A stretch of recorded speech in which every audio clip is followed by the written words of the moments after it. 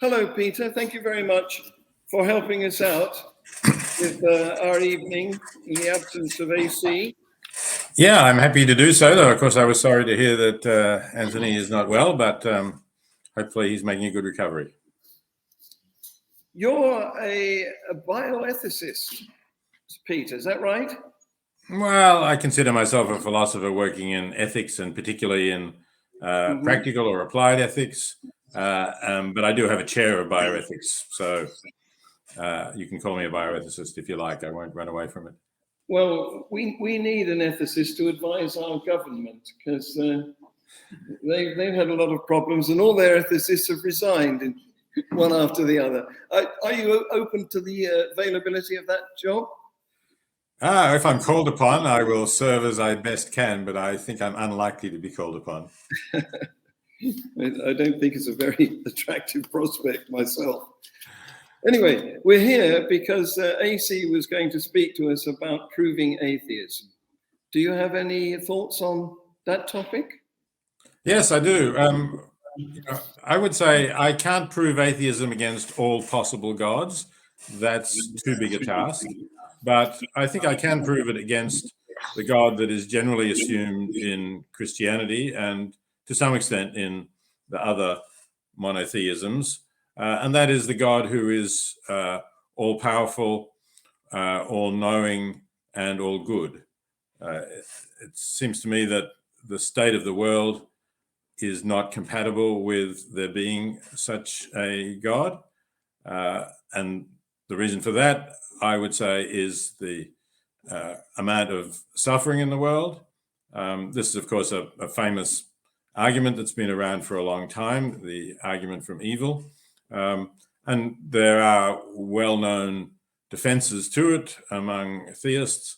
One defense is that God gave us free will, and free will is such a great value that it outweighs the suffering that we inflict as a result of our own free will. But that doesn't account for the fact that there is suffering that occurs completely independently of any human willing. Let's say, for example, the suffering that occurs in natural calamities, floods, droughts. We've had plenty of those.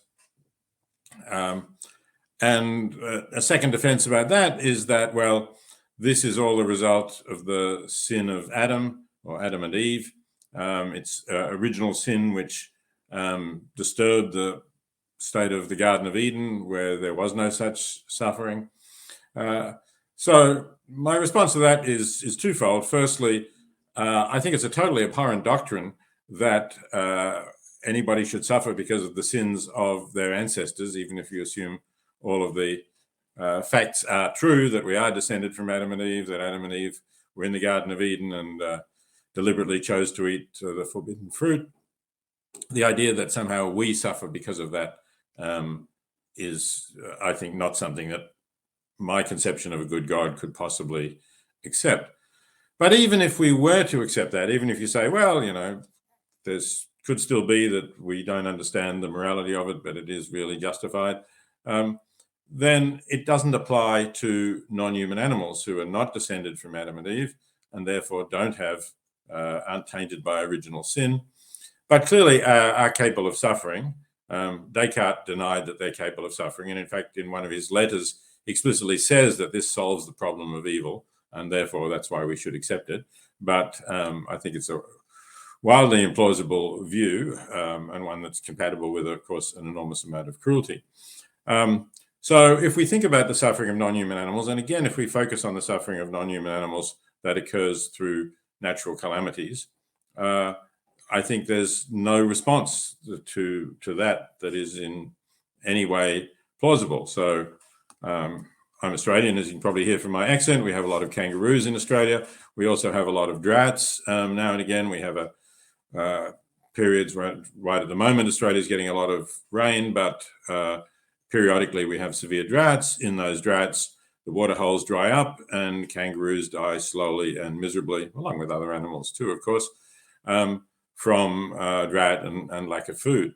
Now, I can't see that an all-good, all-powerful, and all-knowing God who knows this, who has the power to change it, and is supposedly all good, would allow millions of non-human animals untainted by original sin to suffer and die slowly. So to me, that's a proof that there is no God with those characteristics. Yes, you think perhaps that's how he formed the view that they couldn't suffer. Yes, it does solve the problem. If you can believe that, then the problem of animal suffering anyway isn't there. I mean, you still have to ask why babies suffer, and that has to be again the original sin after argument, which I don't think is at all attractive. But yeah, it solves the problem about animals. So, what about going on the biblical story? What is the ethical response to a son of God who can die and absolve all of the rest of the population of their sins? Well, it's certainly a strange view,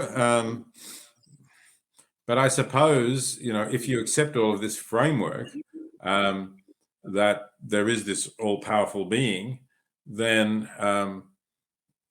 he's created us, he's allowed us to sin, he's given us free will, I suppose, as I said, which allows us to sin. Maybe he can then absolve us of the sins, and it's strange. It is a bit strange that he has to send his son to suffer and die in order to do that. I mean, why couldn't he just snap his fingers and not bother with sending the son? So there's more suffering there that has occurred in the universe because he did send his son, who then had to endure, if you believe all this, 3 days on the cross before dying. But if you can swallow the rest of the story, I suppose you can swallow that. We have a question for you. Hello.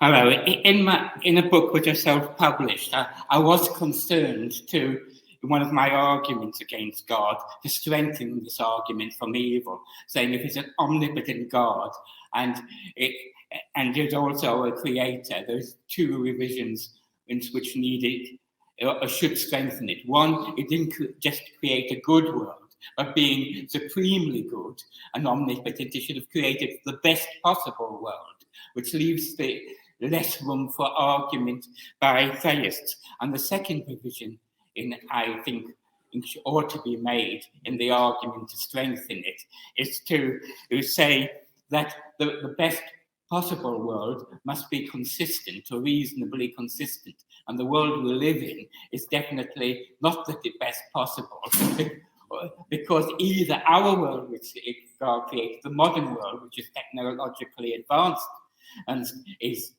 not ideal, or the world as it was 500 years ago with little technology was not ideal. Either way, he didn't create the best possible world. And what I am suggesting is that this argument from evil would do with strengthening by saying it's not just a good world we want, it's the best possible world God must be held to. Yeah, thanks for your thoughts on that.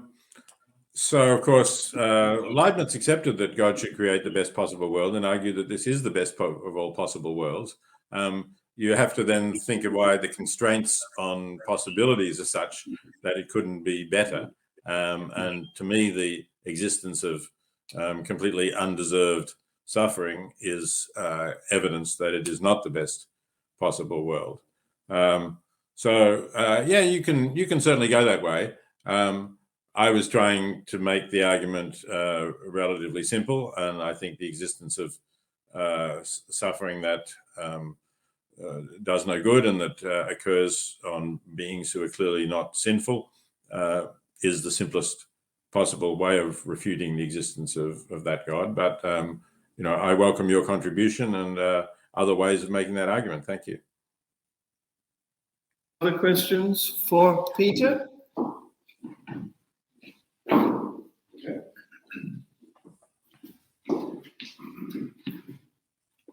Good evening, Mr. Singer.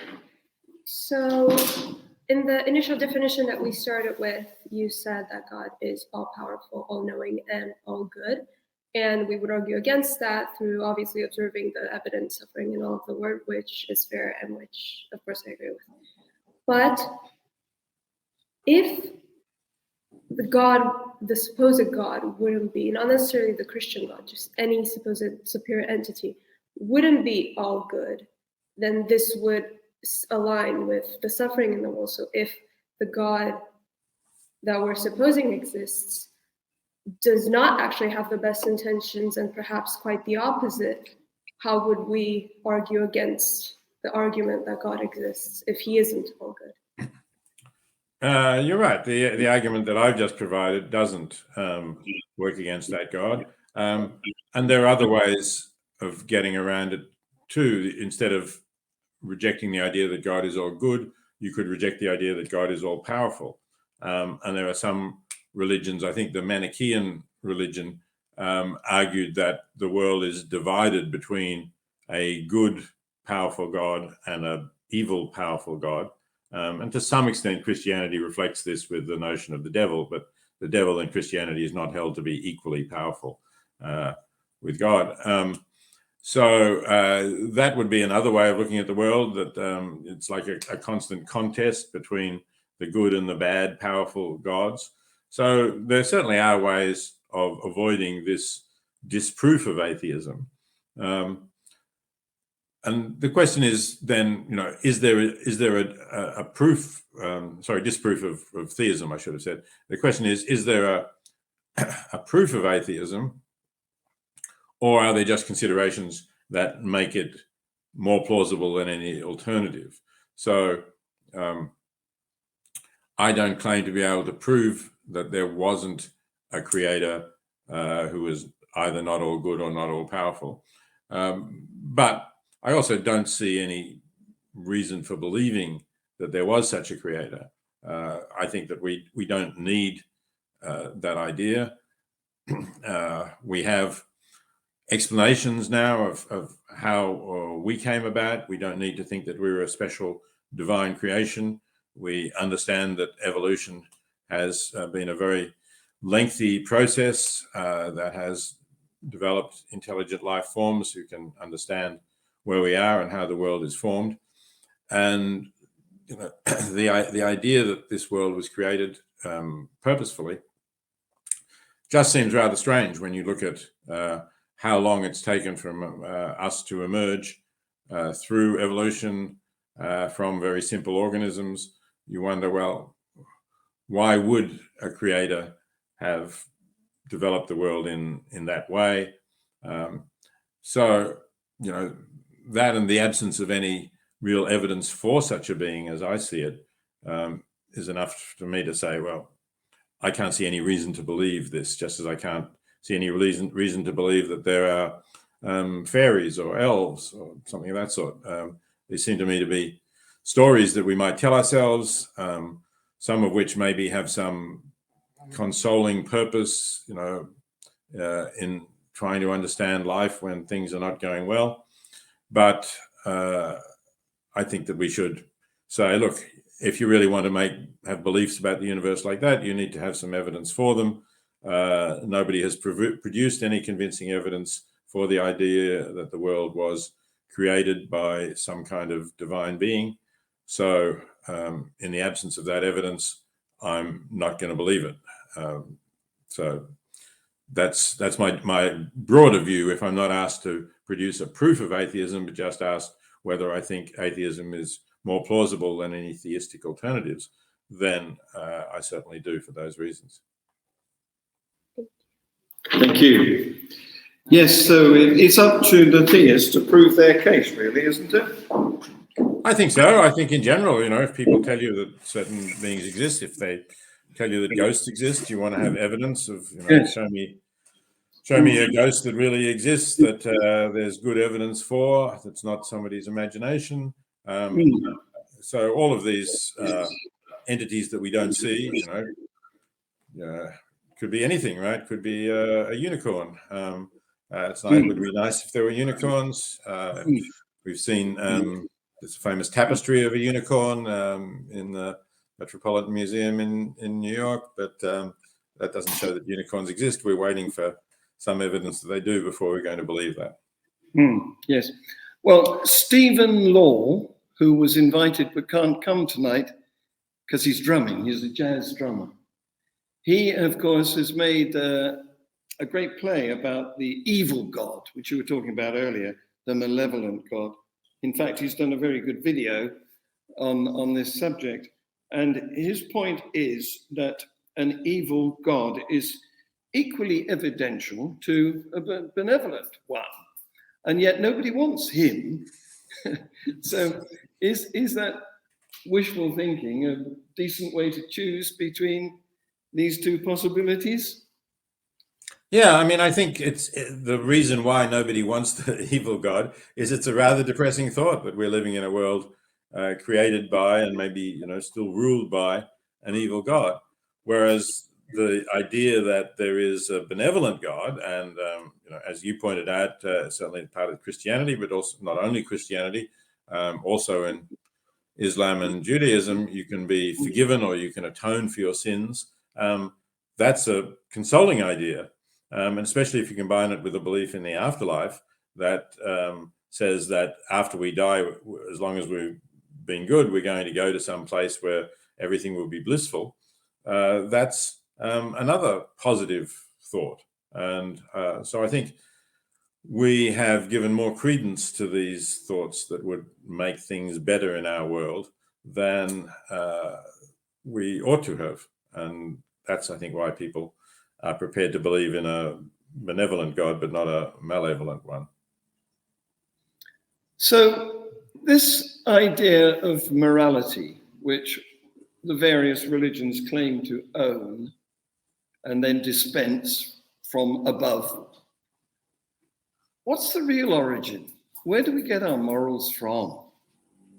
I think we get our morals from our evolution as social mammals. So we are social mammals. That is, obviously, we're mammals. We give birth to our young, and we live in social groups, and we are descended from other social mammals. So living in social groups was not new to our species. We're clearly related to other great apes, and most particularly to chimpanzees and bonobos, who are social animals, as we are. And you can already see in those animals, now that we have much better studies of chimpanzees and bonobos living in free living circumstances, we can see if you like, a proto-morality, the precursor of our morality in those animals, that there are things that they expect of each other, and that they will attack each other if they don't do. And some of them are quite like our morality. For example, the principle of reciprocity is quite clearly observable in chimpanzees. One example of that is chimpanzees get things in their fur that they pick out. They might be thorns or pricks, but they might be lice in some cases. And but of course they can't pull them out of their back. So it's a common practice, if you observe chimpanzees, that one chimpanzee will sit down in front of another one, present their back to the other chimpanzee, and the other chimpanzee will groom the one whose back is in front of them. And that will go on for a while. And then quite often, once that's finished, the chimpanzee who groomed will come around and sit in front of the one who was groomed and expect to be groomed, and usually will be groomed by the one who that chimpanzee groomed. But sometimes there's a failure of reciprocity. The chimpanzee who's being groomed just runs away.